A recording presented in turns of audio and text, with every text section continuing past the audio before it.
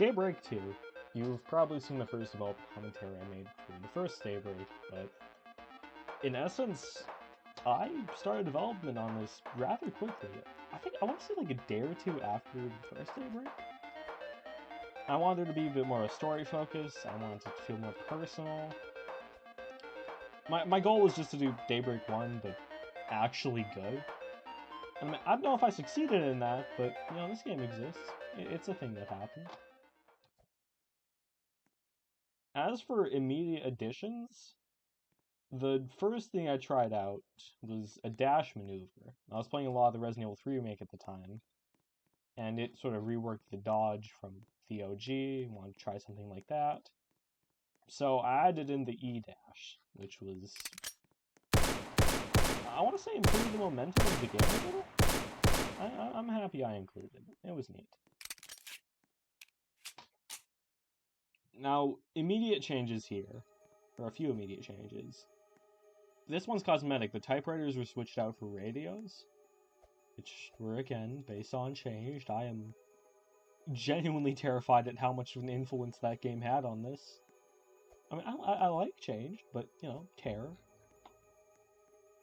And an OC of mine actually managed to sneak his way into this game. Victor, the marksman, or the gun shop owner, who's wielding a Desert Eagle because an automag was just not possible in Roblox, apparently, acted as the gun shop owner. And I admittedly don't know why I put him in that position. He's just there. The M37 12 gauge is based off the Ithra-37, hence the name. And on the topic of weapon names, the FN Caven was named after a friend's OC of mine, also used in FN57. But genuine terror. I have no clue what happened. I thought it would be like a fun little inclusion. I don't know.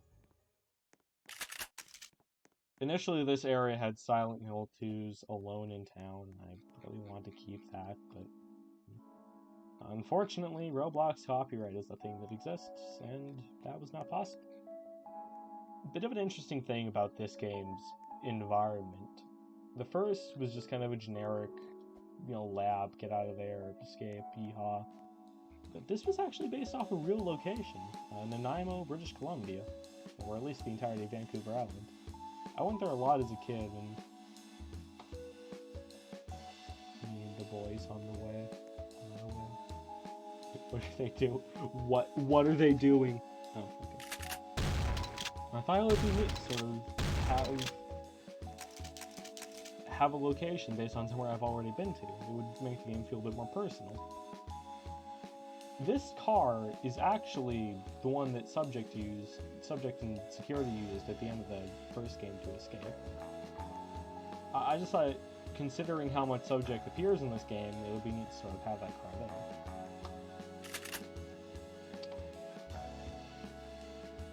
Moving forward quickly.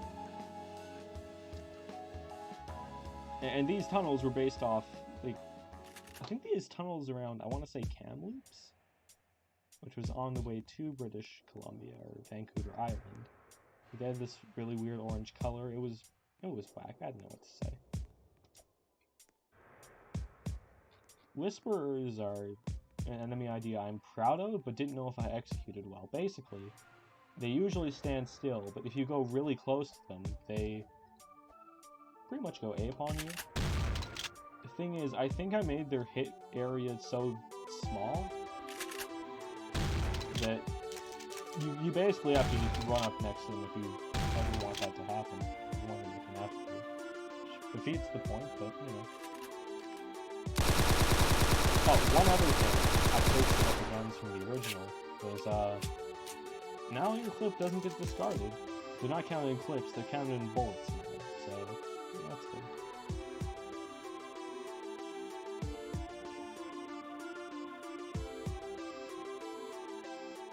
Upcoming with Eva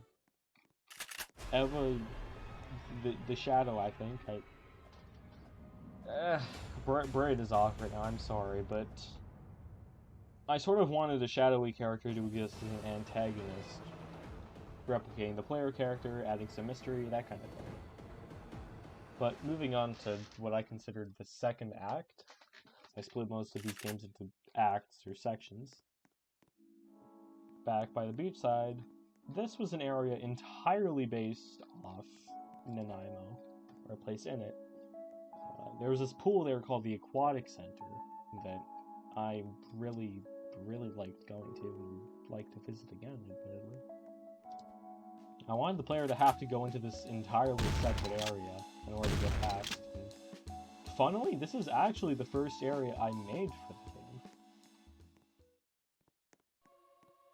I want to say it's based pretty closely off the actual real-life location. Usually there would be a window here that leers into the pool, but I couldn't find a way to fix that. Interesting thing about this table, I got lazy and, used this as a free model. It initially had a virus in it that just caused it to bloody explode the second it was placed in. I don't know why, that sucked. It was kind of funny. The Dragoness's name comes from Uncharted again. It's the Dragon Dogs. And probably one of my favorite sniper rifles in existence, actually. But I wanted the sniper rifles to be a big addition of sorts, like, a new weapon type. One puzzle I'm really proud of was the menu. I had, in addition to a dumb Resident Evil joke, I had the idea of, like, reading a menu or something and getting the answer to a riddle over there, or a code. I don't remember exactly how it goes, but I will soon. More on it later, but, you pass through the locker room, what would be a shower area if I had the time to make a shower and get away from these zombies. And then there was a large pool area, a boat, hot tub. I would have added slides in, but I assume I just got lazy, I don't know. One other thing, I mentioned before about zombie variety, how my only idea of that was turning them blue in the aqua area. Here, there are a few different zombie costumes that I want to try working out with. And I think it adds some decent variety, I don't know. Runners are still as annoying as ever, unfortunately.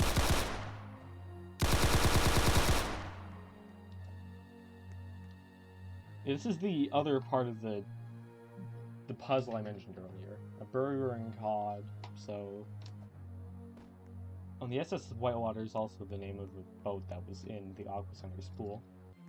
So you would take the information about a burger and cod, and you would go over there, get the prices of them, and put it in that door. So I believe the price is 544,748. So we put that in.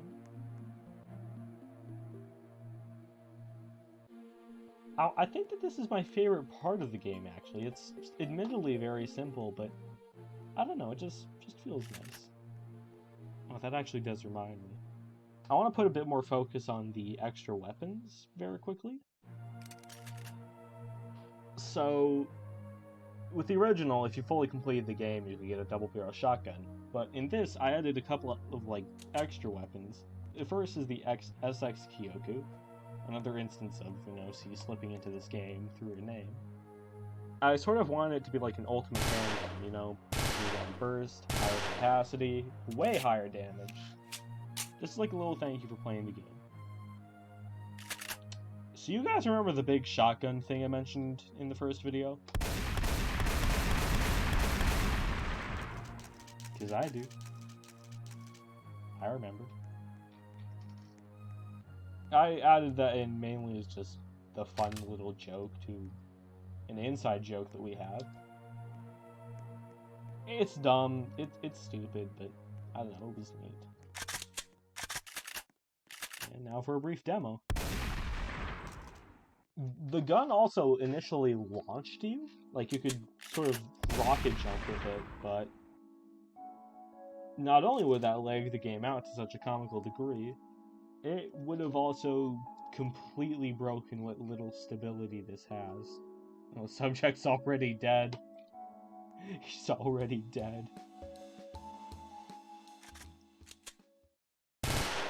This is his video to test out the SX key. As part of the hallucination thing, I wanted him to have the doctor's gas mask. And yet another instance of an inside joke becoming sort of, you know, Scott the Woz looking idiot. For some reason, everyone said he looked like Scott the Woz when I played this game with my friends, so I just kind of added that in, just for fun. Just for fun. Oh, this is great.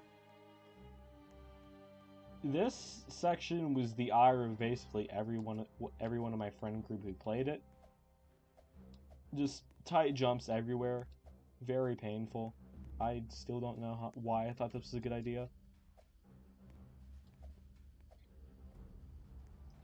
But finally moving on, we have a sewer section. Not a sewer, a mine section.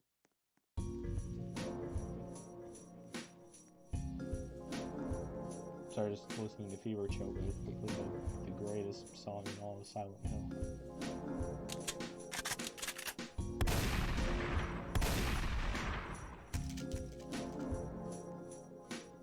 Yeah, I just took the original Spaz 12 and stretched it out to such a comical extent. This really is an anti-aircraft gun. Tankers are back.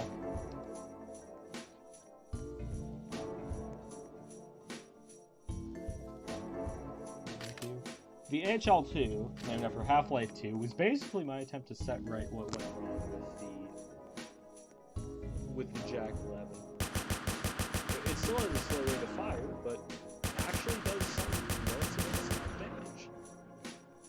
Not the greatest, technically, especially considering the FN Caven has a chance to crit, but, you know. One thing I want to do is make purple lighting feel like an instance where, you know, weird stuff's going down hallucination-wise. As we're about to see another instance of the Eva clone. The GM79 is also named after the weapon of the same name in Resident Evil 2 Remake. Because the original Daybreak had the... What was it? Like the saw machine gun. I thought, hey, that has a one-time use super weapon. Why not make this? Why not have this game have one too?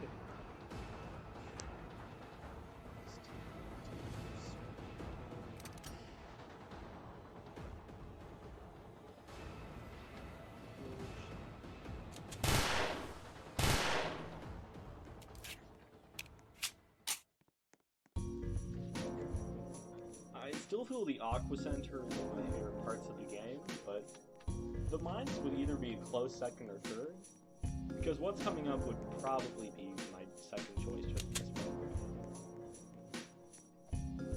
one. But first, though, we have to watch my beloved friend get, pardon my French here, fucking decapitated.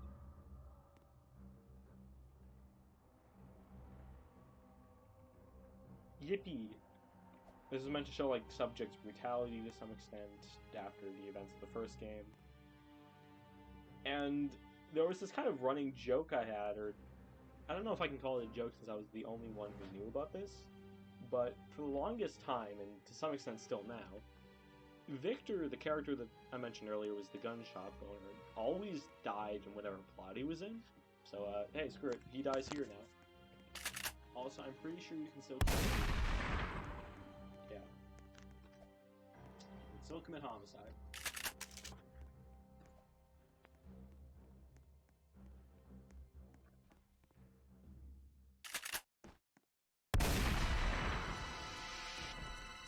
In hindsight, the big shotgun teammates is just blah. But you do have to 100% the game in order to use it.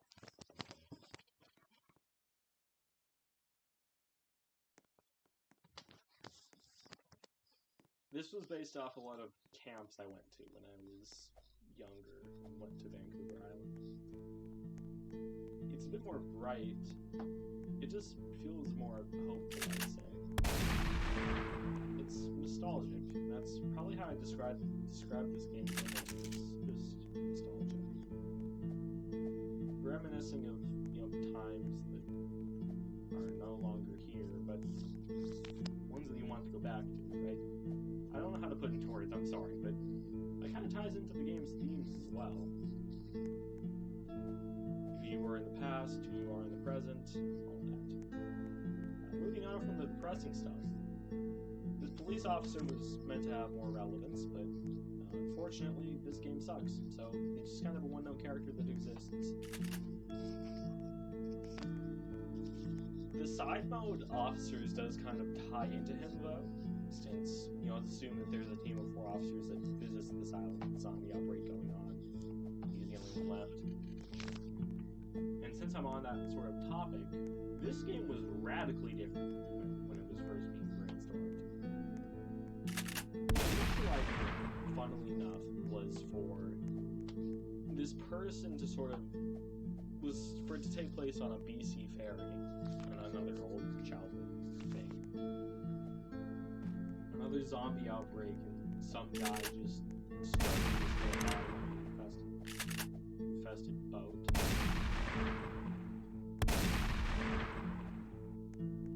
North, east, east, west, south. Hello, yes, good day. What does any of this mean? I just wanted to poke fun at how weird some of these puzzles can be.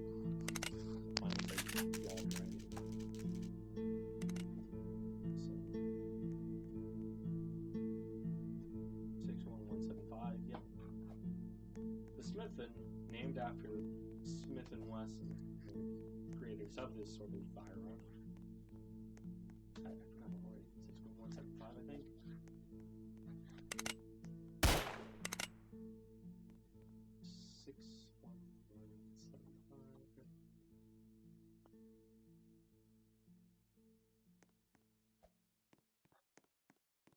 But yeah, the original game was sort of taking place on a boat. With the protagonist was just someone completely different, zero ties to the original. He just kind of existed. And it just... I ended up scrapping it because, well, for one, modeling the entire boat would have been a colossal pain in the ass to plan out, but secondly, I just wanted it to feel a little more personal, with more capturing more of the old vacations I would used to go on to. And admittedly, as much as I reminisce over the BC ferries, it wouldn't really have fit if we'd gone that route. This confrontation here is based off the doctor fight from Cry of Fear. I won't say much on that due to spoilers. Perfect game, you should go play it, but it was based on that one-on-one confrontation between 2 actual human survivors. Why his mask is black? Good question. Why he can survive a shot from the BFS 12 gauge? Also good question.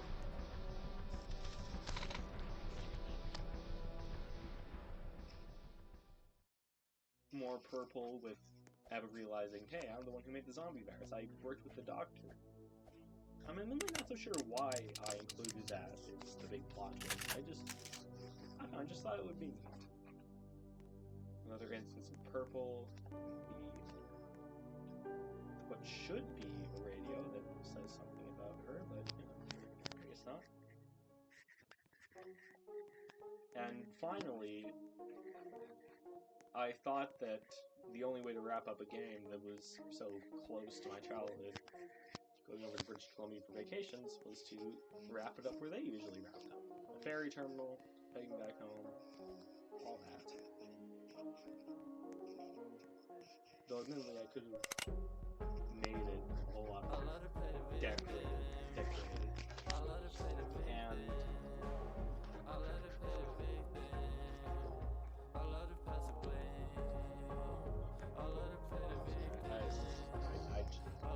brain is talking. I thought it would be good to have a wrap up like that. Leaving Victim is playing the credit song from the original, which I tried to do that to make things feel more hopeful. I'm not too sure if it worked out. But now, with one final instance of the purple lights, we face the shift. The final boss of this game.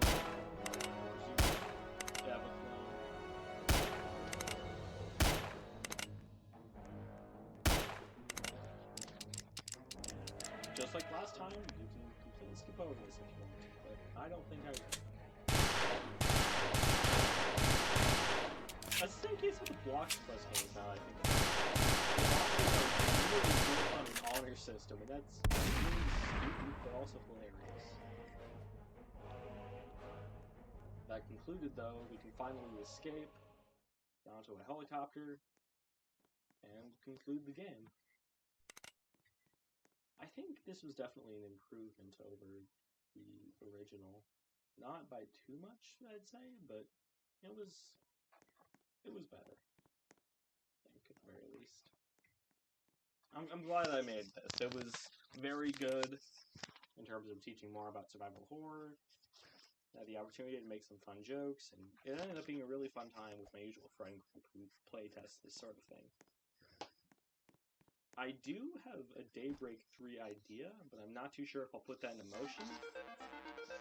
It's been kind of hard to program games as of late, but I don't know, it's something we may see in the future.